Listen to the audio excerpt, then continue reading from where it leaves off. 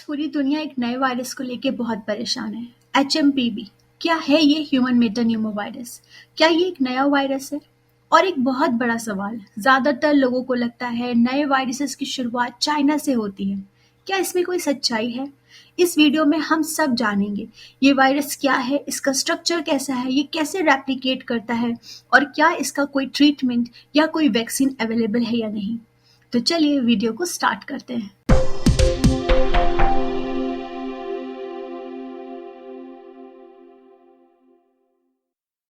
HMPV एक RNA virus है जो ह्यूमंस में रेस्पिरेटरी इन्फेक्शन कॉज करता है।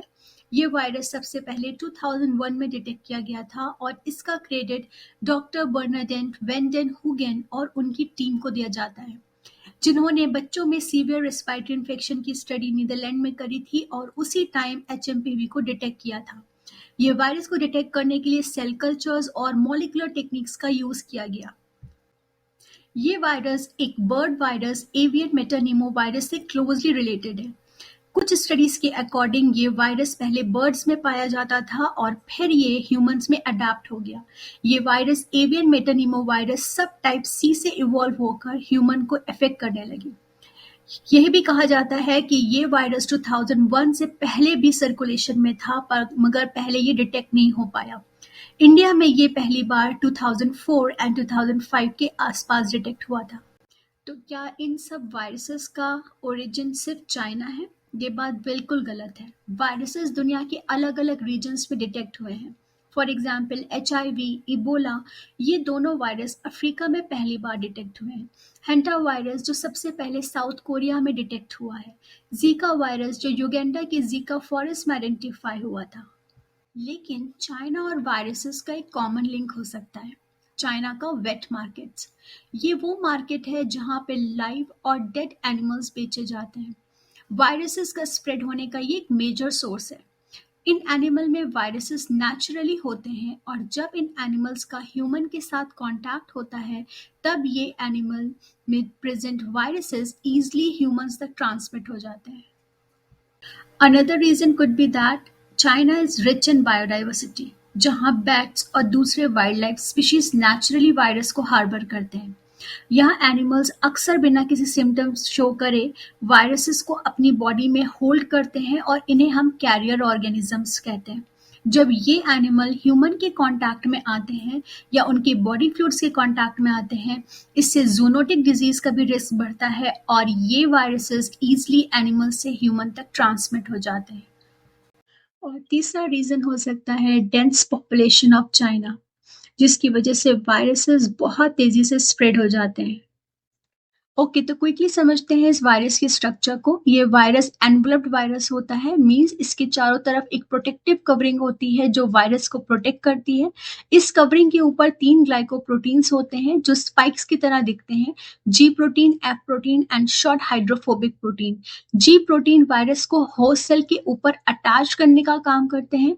एफ प्रोटीन वायरस को होस्ट सेल के अंदर पेनिट्रेट करते हैं या फ्यूज करते हैं और एसएच प्रोटीन वायरस को प्रोटेक्ट करते हैं ह्यूमन के इम्यून सिस्टम से। ये एनवलप वायरस के इनर साइड में मैट्रिक्स प्रोटीन प्रेजेंट होती हैं जो नए वायरसेस को असेंबल करने में हेल्प करती हैं। इसके अलावा और भी बहुत सारी प्रोटीन्स होती हैं जैसे M21, M22। ये वायरस को ट्रांसक्रिप्शन करने में हेल्प करती हैं। साथ में RNA पॉलीमरेज जो वायरस को रेप्लिकेट करने में हेल्प करती हैं, ट्रांसक्रिप्शन में हेल्प करती हैं, एंड न्यूक्लियोकैप्सिड जो वायरस का कैप्सिड फॉर्मेशन में हेल्प करती हैं। इसके इनर मोस्ट साइड में इसका जेनेटिक मटेरियल प्रेजेंट होता है, यानी कि RNA, जो कि सिंगल स्टैंडर्ड है और नेगेटिव सेंस है। नेगेटिव सेंस क्या होता है वो हम रेप्लिकेशन में समझेंगे। Okay, next is modes of transmission. HMPV virus person to person contact के जरिए इजीली स्प्रेड होता है। ट्रांसमिशन के प्राइमरी मोड्स हैं रेस्पिरेटरी ड्रॉपलेट्स। जब कोई इन्फेक्टेड पर्सन खांसता है या छींकता है तो ये वायरस ड्रॉपलेट्स हवा में रहते हैं और अगर इन ड्रॉपलेट्स के कॉन्टैक्ट में कोई हेल्दी पर्सन आता है तो इन्फेक्शन इजीली स्प्रेड हो जाता है। Next is direct contact. जब इन्फेक्टेड पर्सन के कॉन्टैक्ट में आते हैं या उनसे हाथ मिलाते हैं और उसके बाद हम अपने फेस को टच करते हैं, आइस को टच करते हैं तो वायरस स्प्रेड होने के चांसेस बहुत बढ़ जाते हैं। Next is contaminated surfaces. Viruses कुछ देर के लिए सरफेसेस जैसे कि लिफ्ट, डोर नॉब्स, टॉयज पे सर्वाइव करते हैं और इनको टच करने के बाद अगर हम अपने फेस को टच करते हैं या बिना हाथ धोए खाना खाते हैं तो वायरल इन्फेक्शन का रिस्क बहुत ज़्यादा बढ़ जाता है। ओके, तो स्टार्ट करते हैं रेप्लिकेशन। रेप्लिकेशन का मतलब है वायरस अपने जेनेटिक मटेरियल की हेल्प से अपनी नई कॉपीज बनाता है, मींस अपने आप को मल्टीप्लाई करता है और ये प्रोसेस होस्ट के अंदर होता है जिसकी वजह से होस्ट में इन्फेक्शन स्प्रेड होते हैं और सिम्टम्स डेवलप होते हैं।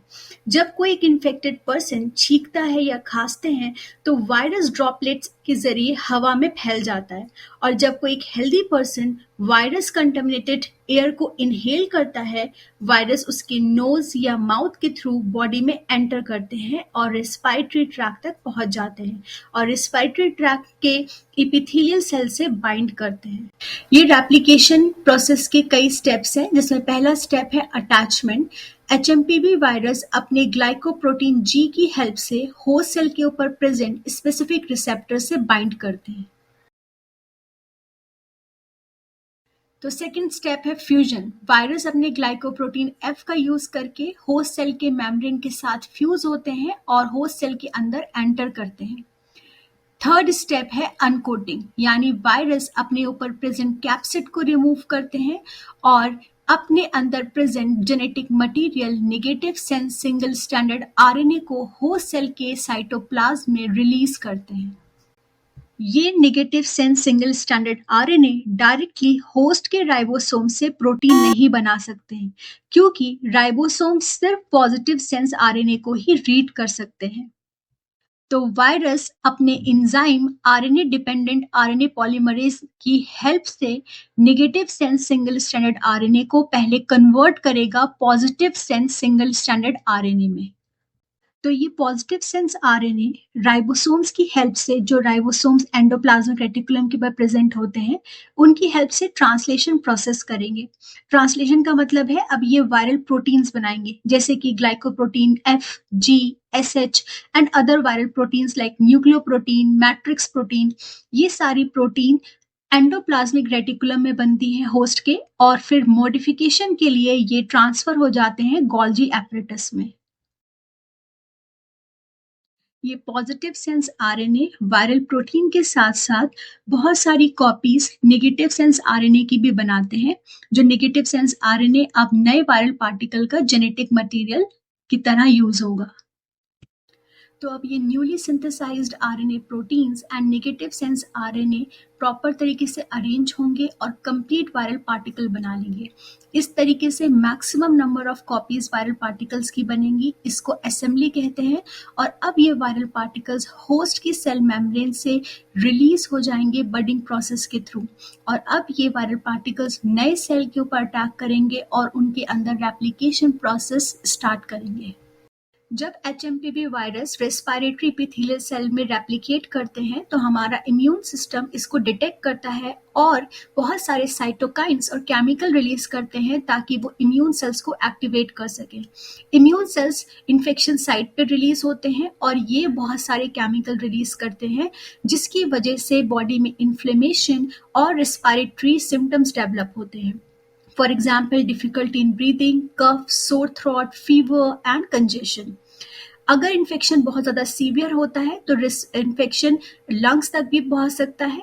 कुछ स्टडीज के अकॉर्डिंग एचएमपीवी जब रेप्लिकेट करते हैं तो अपने ग्लाइकोप्रोटीन की हेल्प से इम्यून सिस्टम को बहुत ज़्यादा सप्रेस कर देते हैं और साथ में ही टोल लाइक रिसेप्टर्स की एक्टिविटी को भी इंटरफेयर करते हैं, जिससे डेंड्रिटिक सेल्स टी सेल्स को एक्टिवेट करने में बहुत ज़्यादा टाइम लेते हैं और इस वजह से इम्यून रिस्पॉन्स बहुत ज़्यादा स्लो हो जाता है और वायरल क्लियरेंस में भी देर हो जाती है और साथ में ही री इन्फेक्शन का भी रिस्क बढ़ जाता है। लेकिन हमारा इम्यून सिस्टम वायरस को कंट्रोल कर सकता है, इसके इन्फेक्शन को क्लियर कर सकता है, लेकिन जिन लोगों का इम्यून सिस्टम वीक है उन लोगों में रिकवरी में ज़्यादा टाइम ले सकता है, क्योंकि एचएमपीवी का रेप्लिकेशन इम्यून सिस्टम को बहुत ज़्यादा सप्रेस करता है। इसका इंक्यूबेशन पीरियड 3 to 6 days है। माइल्ड सिम्टम्स हो सकते हैं रनी नोज, कफ, नेजल कंजेशन, फीवर। लेकिन इन्फेक्शन अगर लंग्स तक पहुंच गया है तो कुछ सीवियर सिम्टम्स भी हो सकते हैं, like difficulty in breathing, bronchitis and wheezing. और अगर ट्रीटमेंट की बात करें तो कोई स्पेसिफिक एंटीवायरल मेडिसिन इसके अगेंस्ट नहीं अवेलेबल है, और साथ में ही अभी कोई वैक्सीन भी अवेलेबल नहीं है इस वायरस के लिए। So the best treatment is prevention. Last, the quick takeaway: there is no need to panic. The virus is common and usually not severe, but extra care is essential for immunocompromised individuals. I hope you found this information helpful. Please like this video, share it with others, and don't forget to subscribe to my channel. Thanks for watching. See you in the next video.